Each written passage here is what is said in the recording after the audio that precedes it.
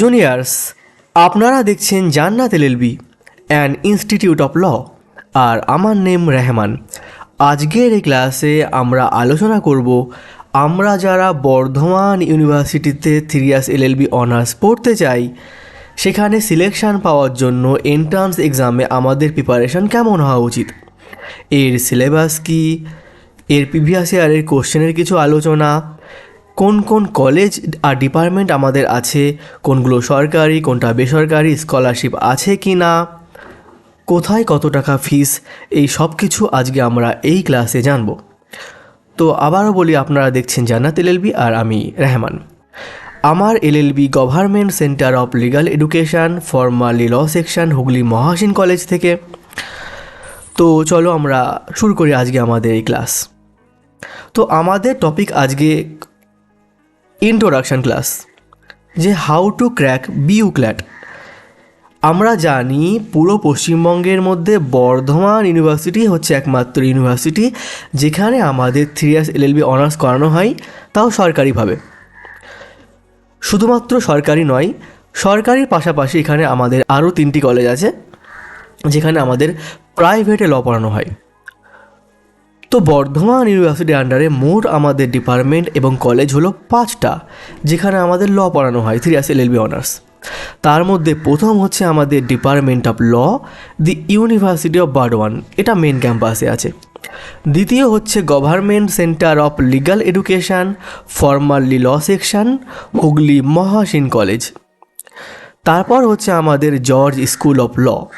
প্রথম দুটো আমাদের গভর্নমেন্ট, পরের 3টে হচ্ছে সেলফ ফাইন্যান্সড। কী আছে? জর্জ স্কুল অফ ল, এমএক্স ল কলেজ আর বেঙ্গল ল কলেজ। এই মোট 5টা। যদি আমরা ফিস স্ট্রাকচারের কথা বলি, তাহলে গভর্নমেন্টের ফিসটা আগে বলে নিই, তারপর প্রাইভেটের বলছি।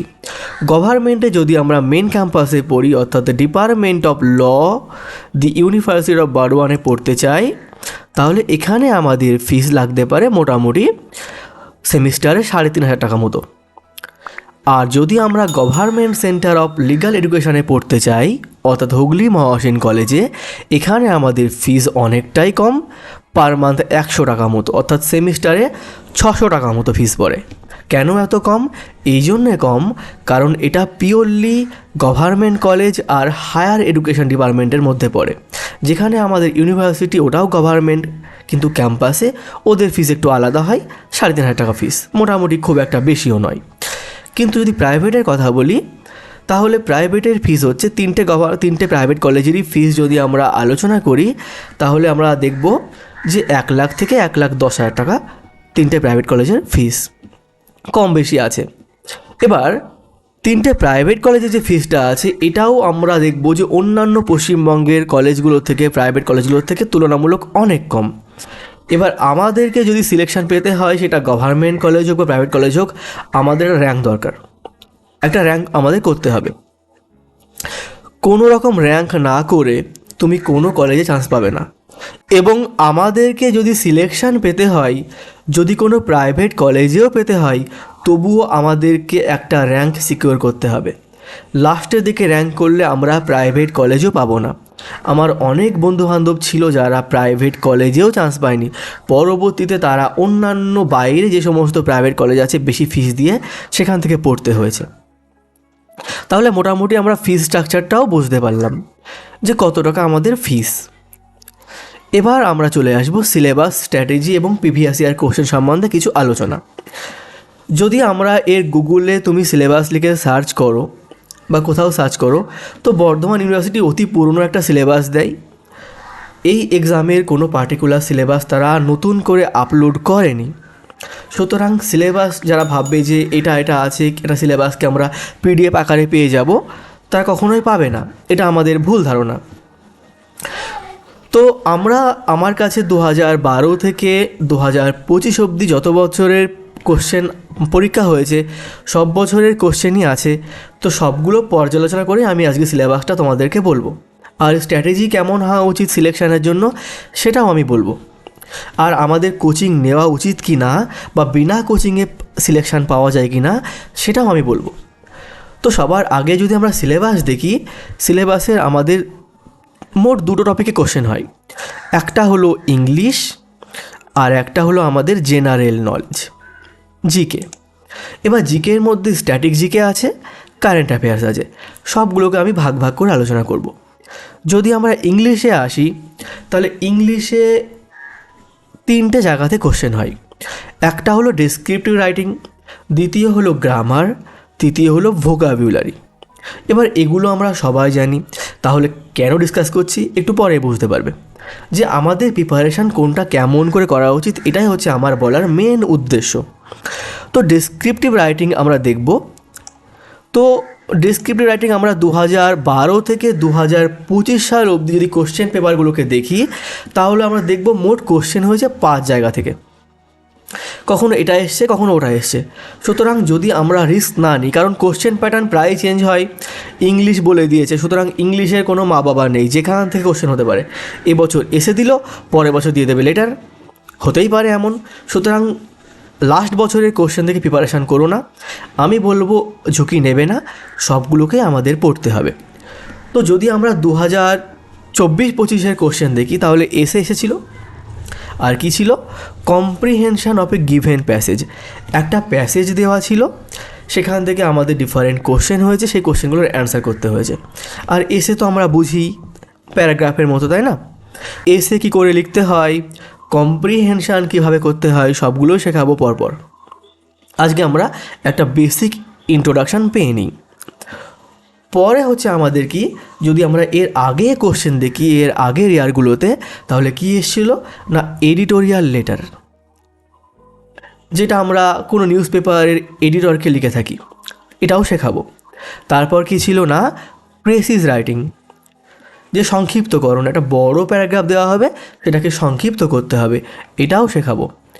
আর যদি একেবারে আমরা অতীতে চলে যাই অনেক পুরনো ইয়ারে 2012, 13, 14 দিকে, তাহলে সেখানে আমাদের ট্রান্সলেশন আসতো, অর্থাৎ অনুবাদ, বাংলা থেকে ইংলিশ, ইংলিশ থেকে বাংলা, এমন আসতো আর কি। তো এটাও আমরা অতটা পড়ার দরকার নেই, তবু আমরা একবার দেখে যাব যদি বাই চান্স কখনো দিয়ে দেয় তো। কারণ ঝুঁকি নিয়ে যেও না, এক বছর ঝুঁকি নিয়ে যাবে তো পরের বছর মানে একটা বছর ডিলে হয়ে যাবে হয়তো। তো 1 ইয়ারের অনেক মূল্য ভাই বা বোন। সুতরাং প্রিপারেশানে কোনো রকম ঝুঁকি নেবে না, সময় হাতে আমাদের অনেকটা আছে, আমরা সময় নিয়ে পড়ব। এবার যদি আমরা গ্রামারের পোর্শনে আসি তাহলে গ্রামারে আমাদের noun, pronoun, article, preposition, tense, adverb, adjective সমস্ত চ্যাপ্টার থেকে কোশ্চেন হয়। ক্লিয়ার? এবার কেমন কোশ্চেন করতে পারে, একটা হতে পারে তোমার সেখান থেকে কোনো এরর কারেকশান দিতে পারে, মানে আমরা এই 10-12 বছরের কোশ্চেন দেখলে বুঝতে পারছি, বা সেখান থেকে ফিল ইন দ্য ব্ল্যাঙ্কস দিয়ে দেবে, অথবা কী দিয়ে দেবে সেন্টেন্স ইমপ্রুভমেন্ট দিয়ে দেবে, অথবা কী দিয়ে দেবে, অথবা নাউন কাকে বলে, জেরান কাকে বলে, পার্টিসিপেল কাকে বলে, এগুলো দিয়েও কোশ্চেন আসতে পারে। ভয়েস চেঞ্জ করো, এগুলো দিতে পারে। তো সব আমি আস্তে আস্তে টুকটুক করে ক্লাসে দেব। তাহলে গ্রামার পোর্শনটাও আমরা বুঝলাম। এবার জিকে পোর্শন আছে, তবে জিকে পোর্শন আসার আগে আমি একটা কথা বলে রাখি, যখনই তুমি এক্সামে লিখতে যাবে না, সবার আগে ডেসক্রিপটিভ রাইটিংটাই করবে। হতে পারে গ্রামার পোর্শনে তুমি সমস্ত কোশ্চেন পাচ্ছ, তবুও অ্যাটেন্ড করবে না। কেন বলছি, সবার আগে তুমি রাইটিংটা এই জন্যে লিখবে, কারণ দেখো, ধরো তুমি গ্রামার পোর্শনগুলো আগে করে নিলে, এবার তুমি রাইটিংয়ে যাচ্ছ, তো আমরা যখন এক্সামে বসি, এক্সামের শুরুর দিকে আমাদের হ্যান্ডরাইটিং এবং স্মুথনেস যতটা ভালো থাকে, লাস্টে কিন্তু থাকে না। গ্রামার পোর্শনে 1 মার্কস 2 মার্কসের কোশ্চেন, সেখানে তোমার হ্যান্ডরাইটিং বা তোমার কতটা স্টাইল দিয়ে মানে বিউটিফুলি লিখছো সেটা ম্যাটার করে না, কিন্তু রাইটিংয়ে কিন্তু করে। সুতরাং যখনই শুরু করবে, তোমার পারফরমেন্স যে ভালো, তুমি যে ভালো লিখতে পারো, এটা বোঝানোর জন্য সবার আগে তুমি রাইটিংটাকে লিখবে।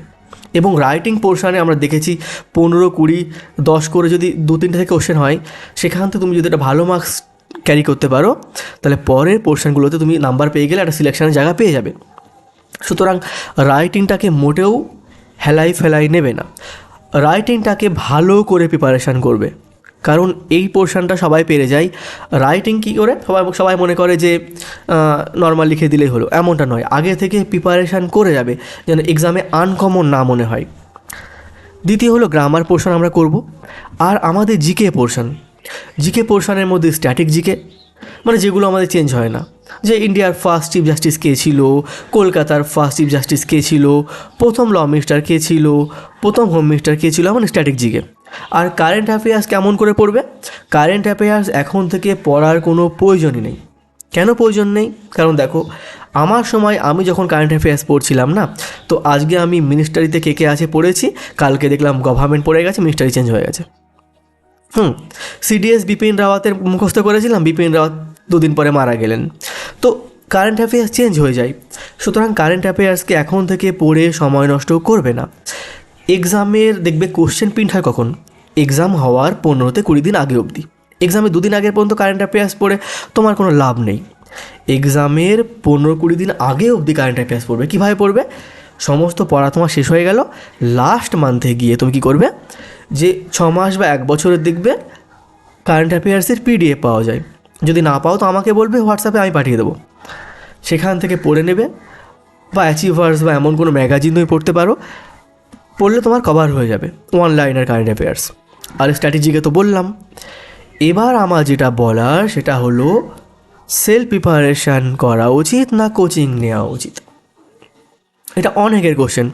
অনেকে আমাকে ফোন করে বলে যে স্যার বা দাদা, আমার ফিনান্সিয়াল কন্ডিশন খুব একটা ভালো না, আমি কি কোচিং না নিলে সিলেকশান পাবো না? যারা যারা একথা বলে যে কোচিং না নিলে সিলেকশান হবে না, আমি দাঁড়িয়ে বলছি তারা মিথ্যা কথা বলে। কে বলেছে কোচিং না নিলে সিলেকশান হয় না? আমি নিজে কোচিং পড়াই, তোমরা দেখতেই পাচ্ছ, কিন্তু কখনো আমি বলবো না যে কোচিং না নিলে সিলেকশান হয় না। সেলফ প্রিপারেশান করো। আমার কাছে আজ অবধি যতজন অ্যাডমিশন নেয় প্রত্যেককে একটা কথা বলি, যদি তোমার মনে হয় যে তুমি সেলফ প্রিপারেশান করতে পারবে, তাহলে কোচিং নিয়ে টাকা নষ্ট করো না, সেলফ প্রিপারেশান করো। কোচিংয়ে কী দেওয়া হয় এক্সট্রা? যে তুমি ধরো রিসার্চ করে বার করবে কোথায় কি আছে না আছে, কতটুকু পড়তে হবে, কি পড়তে হবে, কীভাবে পড়তে হবে, সেটাকে আমরা ঠিক করে দেবো। আমরা শুধু এতটুকু করতে পারি। এবার যদি তুমি এই সময়টা দিতে পারো নিজের পিছনে, 8 ঘন্টা 10 ঘন্টা প্রতিদিন খাটতে পারো, তাহলে আমি তোমাকে বলবো সেলফ প্রিপারেশান করো, নিজে রিসার্চ করে পড়াশোনা করো। আর যদি মনে হয় না পারবো না, আমি অন্য ডিগ্রি করছি, এমএ করছি, বা অন্য কাজ করি, জব করি, তো আমার পক্ষে সেলফ প্রিপারেশান একটু চাপের হয়ে যাবে, তো সেক্ষেত্রে তুমি কোচিং নিতে পারো, নতুবা কোচিং নেওয়ার কোনো প্রয়োজন নেই। ক্লিয়ার? এবার একটা কথা আমি বলতে ভুলে গিয়েছি, যে স্কলারশিপ কত পাওয়া যায়। ঠিক আছে, এটা আমি বলে দিই, তারপর বাকি কথা আমি বলছি, কারণ স্কলারশিপটা আমার মিস হয়ে গিয়েছে, তো এটাও বলা আমার উচিত আর কি। দেখো, স্কলারশিপ পাওয়ার জন্য যেটা ম্যাটার করবে সেটা হচ্ছে তুমি মেজরিটি না মাইনরিটি, আর তুমি গভর্নমেন্ট কলেজে পড়ছো না প্রাইভেট কলেজে পড়ছো। যদি তুমি গভর্নমেন্ট কলেজে পড়ো, অর্থাৎ এই দুটোতে তুমি পড়ো, সেক্ষেত্রে কী হবে? সেক্ষেত্রে স্কলারশিপ তুমি যদি মাইনরিটি হও একদমই কম পাবে, 5,700 টাকা পাবে। ক্লিয়ার? এবার তুমি যদি মেজরিটিতে বিলং করো, অর্থাৎ হিন্দু থেকে বিলং করো, তাহলে তুমি স্কলারশিপ পাবে, যেটা SBMCM, সেটা 12,000 টাকা মতো তুমি স্কলারশিপ পাবে। এবার প্রশ্ন হলো, স্কলারশিপ বেশি কারা পায়? স্কলারশিপ বেশি পায় তারা হলো প্রাইভেট কলেজগুলো। এই 3টে প্রাইভেট কলেজ যে আছে, এখানে স্কলারশিপ এরা বেশি পায়। কেন? কারণ স্কলারশিপ দেওয়ার সময় যখন তুমি ফর্ম ফিল আপ করবে, দেখবে তোমার কলেজের ফিসটাকে নেয়, মানে চালান কপিটা। কেন? তো ফিস দেখে আমাদের স্কলারশিপ দেয়। এখানে তুমি যদি একটু মাইনরিটি হতে পারো, 27,500 টাকা স্কলারশিপ দেওয়া হয় ঐক্যশ্রীতে, যেটা তুমি গভর্নমেন্টে পড়লে মাত্র 5,000 টাকা প্লাস পেতে। আর হিন্দু হলে SBMCM সবার জন্যই সেম, কিন্তু কি বললাম, প্রত্যেক প্রত্যেক বছরে 27,500 টাকা পাবে তুমি যদি মাইনরিটি হও, অর্থাৎ তুমি প্রাইভেটে পড়লেও তোমার সম্পূর্ণ ফিস স্কলারশিপের মাধ্যমে উঠে আসবে। ক্লিয়ার? বুঝতে পারলাম তো এটা। আর হিন্দু হলে কি হবে, তোমার একটা সেমিস্টারের ফিস উঠে আসলো, আর একটা সেমিস্টারের ফিস তোমাকে নিজে থেকে দিতে হবে। তো এটাই হলো আমাদের কথা। আর গভর্নমেন্টে পড়লে তো বললাম একদমই ফিস তোমার নেই, তুমি মাইনরিটি হলে তো 5,500 টাকা পাবে। ক্লিয়ার? এবার যেটা বলার, তাহলে যেটা বললাম যে সেলফ প্রিপারেশান আর কোচিং, তুমি দুটোর মধ্যে যে কোনো একটা করতে পারো, বাট প্রিপারেশান করো। এটা মনে করো না যে এক্সামের লাস্ট 1 মাস আগে প্রিপারেশান করবে আর সিলেকশান পেয়ে যাবে, নাও পেতে পারো। সময় এখনও আছে, এখন থেকে পড়া শুরু করো। কম্পিটিশান দিনের পর দিন বাড়ছে। আগে এতজন লতে অ্যাপ্লাই করতো না, হ্যাঁ, এখন এত পরিমাণে ক্যান্ডিডেট, এবং এমএসসি করে, বিটেক করে, এমটেক করে, ইভেন পিএইচডি করা ক্যান্ডিডেট অবধি লতে অ্যাপ্লাই করছে। সুতরাং কম্পিটিশান অনেকটা হাই, এখন থেকে প্রিপারেশান করো। আর যেটা বললাম, তোমরা সেলফ প্রিপারেশান করো। যদি কোনো গাইডেন্স দরকার হয় আমাকে বলবে, হ্যাঁ, আমি হেল্প করব। আর যারা আমার কাছে পড়তে চাও তারা যোগাযোগ করতে পারো।